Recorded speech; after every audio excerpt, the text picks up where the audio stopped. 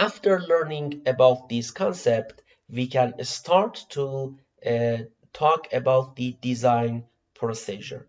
In the designing of the sequential circuit, the first step is obtaining the state table or state diagram.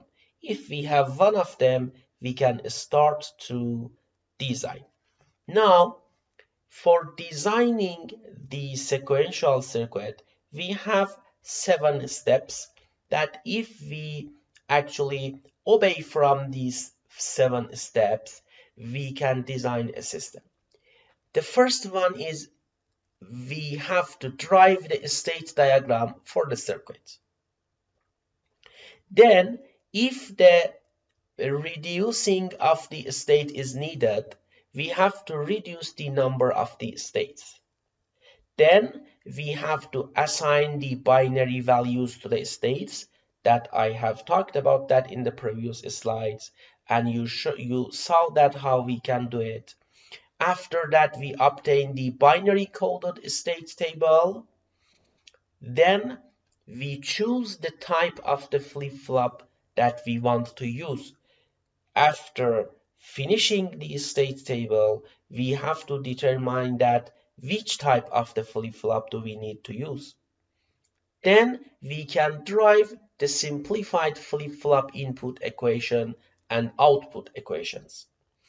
Using the state table, we have to find the input equation and also output equation and state equation of the table. Then at the end, using these equations, we can draw the logic diagram. This is the process of the designing the sequential circuit. Now, as an example, I want to show you that step by step how from 0 up to 100 we can design a sequential circuit. Here in the example says that using the flip-flop, design a circuit that detects a sequence of 3 or more consecutive ones in a string. So how is these properties of this string? That all of the ones has to be consecutive, and we have 3 or more consecutive ones. In this case, if we have 3 and more than 3 consecutive ones, the output want to be 1, and in the rest, the output want to be 0. Now, we can first of all draw the state diagram of this example. Now, we say that S0 means that in the input of my system, just 0 comes. We say that when 0 comes, the input is 0. We are in this state because nothing does not change. Because we want to find the consecutive ones, not zeros. When the first one comes, the state will be changed from S0 to S1 when 1 comes. S1 means that we have 1 in the system, input of the system. But because again we actually find the just 1, the output is 0. When the next bit is 0, again we come back to the previous one. When we are here and the input again is 1, means that the second consecutive one comes, we change the state is equal to S2. Again, if the next bit is 0, we again come back to the S0. But when we are here, means that 2 consecutive 1 comes. When the third input is the 1, means that we can say that the third consecutive 1 comes, we change the state, and our output will be equal to 1. Now, if more than 3, 1 comes, we stay in the same state. And also our output is equal to 1. Now, again, if sometimes 1, 0 comes, again, we come back to the S0 and start everything from the beginning. I hope you could understand what should I want to say. So according to this state diagram, we can draw the state table. Again, if you look at here, we say that if we have 0, 0, why I use 2 bits? Because we have 4 states. And using 2 bits, I can represent these 4 states. 0, 0 means that S0, 0, 1 means that S1, 1, 0 means S2, 1, 1 means S3. So according to the same concept that we talked about that, with looking at to this state diagram, we can draw this state table. Now I have the state table. According to this state table, I can actually find the AT plus 1, BT plus 1, which are our state equations. So how we can find it? Same as the truss table. We look at to the AT plus 1. Everywhere we have 1, we write the corresponding min term. Because the input is a, b, x. The a, b of t and x of t. According these two inputs, I can find at plus 1. Same thing happens for the bt plus 1 and also for y. In the y, we can say that the summation of 6 and 7, and for the b, summation of 1, 5, 7, for the a, summation of 3, 5, and 7 are the actually Boolean function of at plus 1, bt plus 1, and y as state equation and output equation. Now, using the Carnot map, we can find the simplified Boolean function for each equations. Now we say that we write the corresponding ones. We make a group of 1. So you can see that here we will have ax or bx. Similarly for the db, we have something like that because we know that we want to use from the d flip-flop actually the output of the flip-flop is equal to input of the flip-flop. Same thing happens for the y is equal to ab. Now we can find in this form. Now if we draw these 3 equations using 2D flip-flop, because we saw that we use a and b as the present state, it means that we have to use from 2 flip-flops. Now these combinational circuits comes from dA, dB, and y, and we could design the sequential circuits. That was the procedure of designing the sequential circuits using the D flip-flop. Now I want to actually show you that if our flip-flop is not D, for example, if we want to design the circuit using JK or T flip-flop, how we can design it? Because we know that the output of the JK and T flip-flops are not same as their inputs, we cannot directly using the D flip-flop actually find the QT plus 1 of the JK and T flip-flops. And also using the QT plus 1, we cannot understand what is the input of the flip-flops of JK and T. For this reason, we have to use from the excitation table. Using the excitation table, we can find the input of the JK and the T flip-flop. Listen carefully. In the excitation table, we say that if we know the QT and QT plus 1, we want to know that what was the input of the flip-flops, for example here JK flip-flop.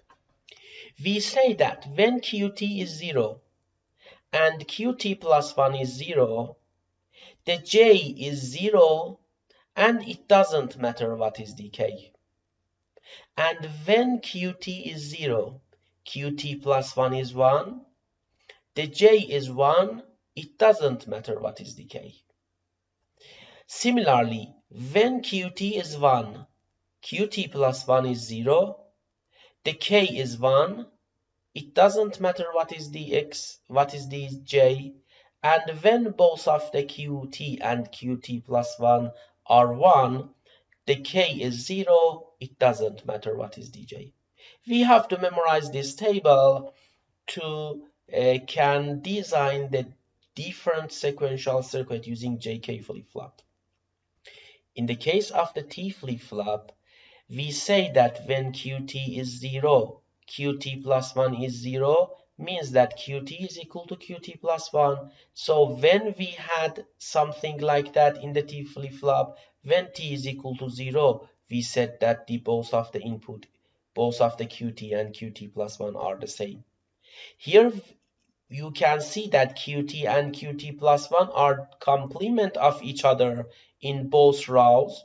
So when the qt and qt plus 1 are complement of each other, when the t is equal to 1. So you can see that here is written 1.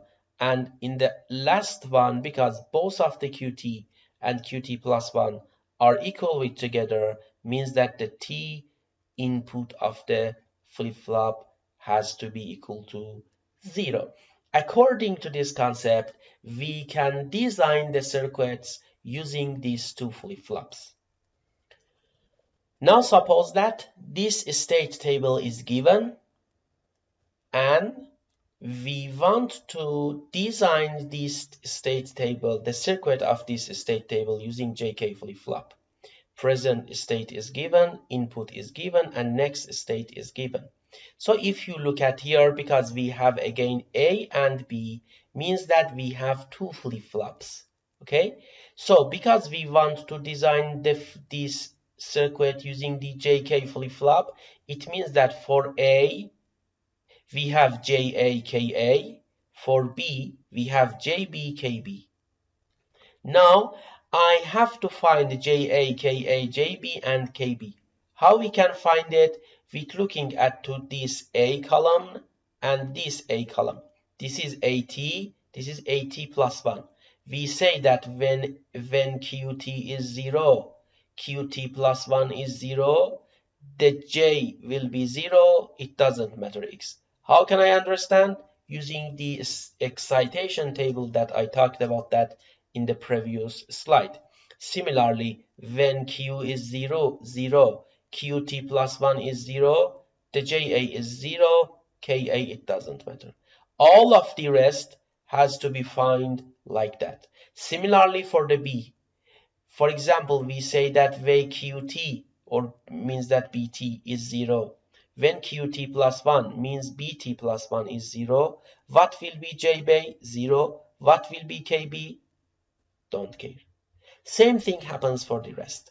Now, again, using this table, I can find the JA, KA, JB, KB, Boolean function for them. How we can find it? Again, using the Carnot map. Everywhere we have one and don't care, we write it, and we find the corresponding Boolean function for JA, KA, JB, and KB. Same thing happens. Now, after finding the Boolean functions, we can design the circuit. You can see that JA connected to the correct circuit, KA connected to the correct circuit, and K and JB and KB connected to the same correct circuit, and at the end we have the A and B as the output of the flip-flops. What about the T flip-flop?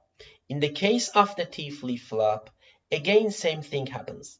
Suppose that we want to design a binary 3 bits counter using T flip-flops. We know that the meaning of the counter is counting the numbers where start from 0 up to the last number that we want to count it. Because we want to use 3 bits, the maximum number that we can have is 7. Means that this counter has to be designed which is started from the 0 up to 7. When the number reach to the 7 has to come back to the 0 again. So it means that 0, 0, 0, then the next one is 0, 0, 1, the next one is 0, 1, 0, 2, 3, 4, 5, 6, 7, 0. This is the state diagram of a counter, 3-bit counter. According to this one, and because we want to design it using the T flip-flop, we say that for each bit, we have A0, A1, A2. I write here. When the present state is 0, what is the next state? 1. The present state is 1. What is the next state? 2. 2, 3, 3, 4, 4, 5, 5, 6, 6, 7, 7, 0. Now I want to design it with the T flip-flop. It means that for each bit, I have the 1 flip-flop, T flip-flop. So it means that for A2, I have TA2. For A1, I have TA1. For A0, I have TA0. Now, how can I find these 0 and 1s? I say that when QT is 0 and QT plus 1 is 0, the T will be 0. When QT is 0, QT plus 1 is 0, again is 0. When QT is 0, QT plus 1 is 1, the TA is 1. How can I find it? Using the excitation table. Same thing happens for the rest of the table, and again for the TA1, TA2, TA0, we have to find the corresponding Boolean function using the Carnot map. A2 is written here, A1, A0 is written here. We will have something like that. TA2 is A1, A0, TA1 is A0, TA0 is 1. Now, if we draw these circuits using the T flip-flop, we will have something like that you can see. So it means that when clock comes here, at each clock, we will have 0, 1, 2, 3, 4, up to 7, again come back to the 0. 1, 2, 3, up to 7, again come back to the 0. That was the designing of the sequential circuit using the T flip-flop and JK flip-flop.